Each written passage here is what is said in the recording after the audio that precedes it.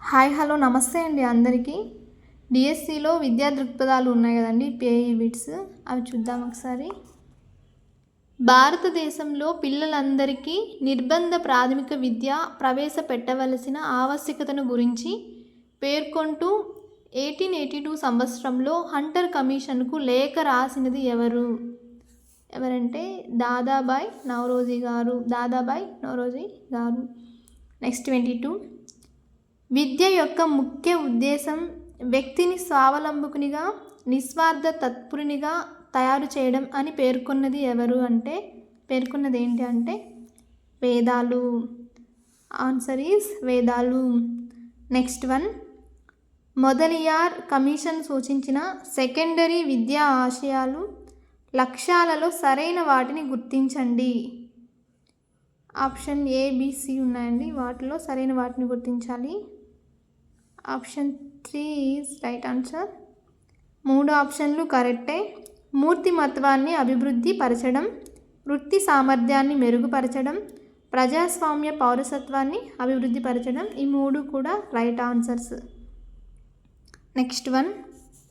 క్రింది వానిలో తప్పుగా జతపరచబడినది ఏది అని అడిగారు.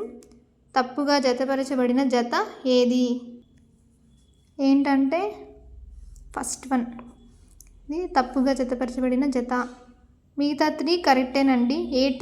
1984లో గురుకుల విద్యా వ్యవస్థ ఏర్పడింది.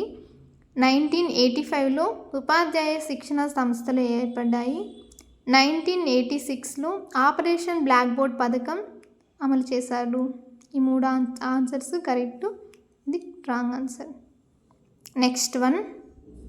మధ్యాహ్న భోజన పథకాన్ని మన దేశవ్యాప్తంగా అమలు చేయాలని సుప్రీంకోర్టు తీర్పునిచ్చినది ఎప్పుడంటే January 1st,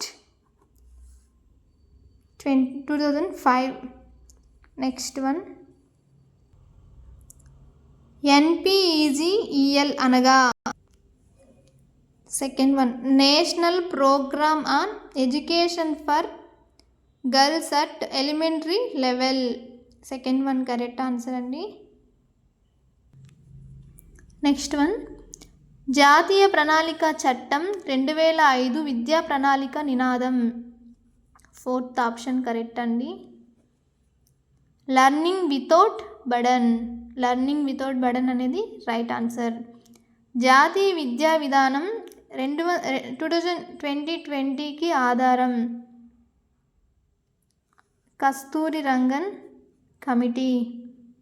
టెలివిజన్ సాంఘిక విజ్ఞాన విషయాలను రూపొందిస్తున్న సంస్థ ఏదంటే SIET.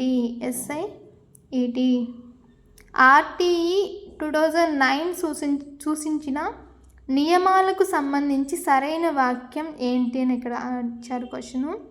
ఆన్సర్స్ ఏంటి అంటే 1 నుంచి 5 తరగతులకు 60 మంది విద్యార్థులు ఉంటే 2 ఉపాధ్యాయులు ఉండాలి. 1 నుంచి 5 తరగతులకు 91 నుంచి 120 మంది విద్యార్థులు ఉంటే 4 ఉపాధ్యాయులు ఉండాలి. Option C.